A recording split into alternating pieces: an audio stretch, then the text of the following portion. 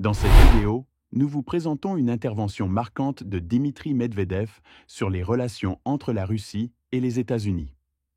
Interrogé par une étudiante à Lougansk, l'ancien président russe évoque sans détour la réalité géopolitique actuelle. Ni alliance, ni hostilité ouverte, mais une rivalité profonde et durable. Medvedev revient aussi sur les occasions manquées du dialogue russo-américain et sur les responsabilités qui incombent aux deux puissances nucléaires dans le maintien de la stabilité mondiale. Écoutons son intervention. Bonjour, Dmitri Anatolievitch. Je m'appelle Orleta Koslova, je viens de la ville de Lougansk et je suis étudiante à l'Université pédagogique d'État de Lougansk. J'ai une question. Quelle est votre spécialisation? Enseignante et psychologue du comportement déviant. Très bien. Voici donc ma question. Kissinger disait qu'il est dangereux d'être l'ennemi de l'Amérique, mais qu'il est mortel d'en être l'ami. Pensez-vous que la Russie et les États-Unis sont aujourd'hui amis ou ennemis? Merci pour cette question, d'autant plus qu'elle est intelligente. Asseyez-vous, s'il vous plaît. Kissinger a dit cela à propos du Vietnam à l'époque, mais je rappellerai qu'il avait aussi formulé une autre phrase. L'Amérique n'a pas d'amis ou d'ennemis permanents, elle n'a que des intérêts permanents. Vous savez, nous ne sommes ni amis, ni, je l'espère, des ennemis au sens plein du terme, même si, tout récemment encore, cela semblait être le cas. Car notre implication dans une guerre hybride contre les États-Unis a, en fait, fait de nous des ennemis. Mais il est évident que nous sommes des rivaux géopolitiques, et cela continuera encore longtemps. Il existe une possibilité de rétablir la confiance entre nos pays. J'ai moi-même, à une époque, œuvré pour que notre dialogue avec les Américains soit riche et productif, afin que le monde se sente en sécurité et prospère. Mais cela n'a pas fonctionné. Les Américains, une fois de plus, ont montré leur principe doctrinal fondamental. L'Amérique d'abord, le reste n'a pas d'importance. C'est pourquoi des opportunités ont été manquées, y compris des traités que nous avions signés. Et maintenant, tout doit être reconstruit. Mais le fait qu'un tel dialogue s'établisse, qu'il avance, me semble bénéfique pour tous les pays. Et avant tout, pour nos deux pays, qui portent, en tant que membres permanents du Conseil de sécurité des Nations Unies et principale puissance nucléaire, la responsabilité principale de la stabilité du développement mondial. Espérons que nous y parviendrons. Le ton employé par Medvedev est révélateur, la Russie ne cherche pas l'affrontement direct avec les États-Unis, mais constate une dégradation irréversible de la confiance. Derrière son propos, on sent une volonté de reprendre le dialogue, tout en soulignant les erreurs stratégiques de Washington. La référence à Kissinger n'est pas anodine, elle rappelle que les relations internationales sont dictées par des intérêts, non par des valeurs ou des amitiés.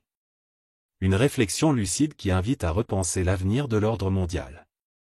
Et vous, pensez-vous que la Russie et les États-Unis peuvent redevenir des partenaires fiables? Ou leur rivalité est-elle devenue irréversible? Partagez votre avis en commentaire. Après avoir évoqué les relations entre la Russie et les États-Unis, Dmitri Medvedev a répondu à une autre question, cette fois plus personnelle et historique, posée par un étudiant de Volgograd. Le thème, les héros de la Grande Guerre patriotique qui l'ont le plus marqué. Voici sa réponse, empreinte d'émotion et de mémoire nationale. Question. Semyonov Léonid, étudiant de l'Université agricole d'État de Volgograd, je représente la ville héros Stalingrad-Volgograd. Dites-moi, s'il vous plaît, quels exploits de héros de la Grande Guerre patriotique vous ont le plus impressionné, et peut-être même inspiré dans vos propres actions? Vous est-il arrivé de vous en souvenir dans les moments difficiles de votre vie? Merci. Réponse de Dmitri Medvedev. Oui, c'est une bonne question. On s'inspire toujours de quelqu'un. Je ne peux pas ne pas mentionner les véritables héros, ceux dont on parlait déjà à l'époque, et qui sont aujourd'hui encore de véritables héros de la Grande Guerre patriotique. Morozov, Kozdoub, et bien d'autres personnes qui ont accompli des exploits et dont le destin fut d'entrer dans les annales de l'histoire.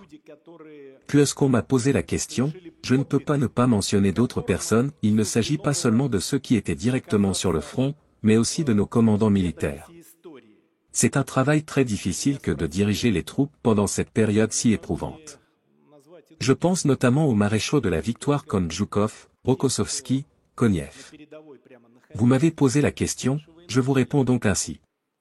On ne peut pas ne pas évoquer le rôle de Staline. Car, même si l'activité de Staline en tant que président du Conseil des commissaires du peuple et premier secrétaire du comité central du parti peut être jugée de manière très différente selon les périodes, si la direction du pays, et il en était le premier responsable, avait faibli à ce moment-là, nous ne serions pas ici aujourd'hui. Et cela doit toujours rester un exemple de fermeté dans les situations les plus diverses. Mais il y a peut-être quelque chose d'encore plus important. Le rôle des dirigeants est sans aucun doute crucial.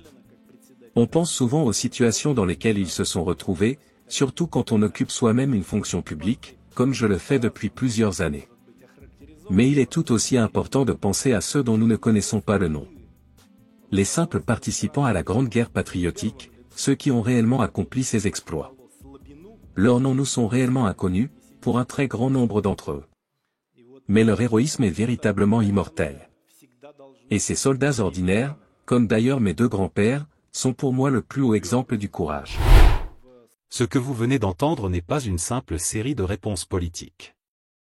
C'est un discours qui nous parle, entre les lignes, de la Russie d'aujourd'hui, et de la Russie éternelle.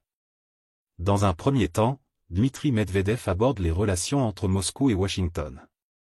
Il cite Kissinger, un stratège de la guerre froide, pour rappeler une vérité souvent oubliée, l'Amérique n'a pas d'amis. Elle n'a que des intérêts. Et c'est là toute la subtilité du message russe. Medvedev ne cherche pas la confrontation, mais il ne fait plus d'illusions non plus. Il le dit clairement, nous ne sommes ni amis, ni ennemis, mais nous sommes, et nous resterons, des rivaux géopolitiques. Il évoque les occasions manquées, les traités abandonnés, les promesses rompues, et cette doctrine américaine du « America First », qui a fini par briser tout espoir de partenariat équilibré. Mais malgré ce constat dur, il tend encore la main. La confiance peut être reconstruite, si les deux puissances acceptent de se parler d'égal à égal, sans arrogance, ni mépris. Note musicale, pause légère, musique sobre en fond. Puis, le ton change. La question d'un étudiant de Volgograd ramène Medvedev à l'essentiel, la mémoire, les racines, les héros. Il parle des combattants célèbres de la Grande Guerre patriotique, mais aussi et surtout des héros inconnus, ces soldats anonymes qui ont donné leur vie pour que la Russie vive. Et là, il devient personnel. Il évoque ses propres grands-pères. Ce n'est plus le politique qui parle. C'est le petit-fils d'une nation blessée, qui n'oublie pas. Il mentionne aussi les grands maréchaux, les chefs militaires, et même, fait rare, Joseph Staline. Sans complaisance, mais avec lucidité, si la direction avait faibli à ce moment-là, nous ne serions pas là aujourd'hui. Une manière de dire que, dans les moments critiques, il faut des hommes de poigne, capables de tenir la barre malgré la tempête. Note musicale, musique légèrement plus intense montée lente. Et tout s'assemble. Les tensions internationales, la guerre d'image, les sanctions, l'isolement. Face à tout cela, la Russie cherche une boussole. Et cette boussole, Medvedev semble nous dire qu'elle se trouve dans la mémoire de ceux qui ont tenu bon avant nous, dans le courage de ceux dont le nom est tombé dans l'oubli, mais dont l'acte reste vivant dans le cœur de la nation. Car résister, pour la Russie, ce n'est pas un choix. C'est une tradition.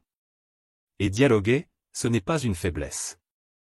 C'est une force, à condition que ce soit d'égal à égal.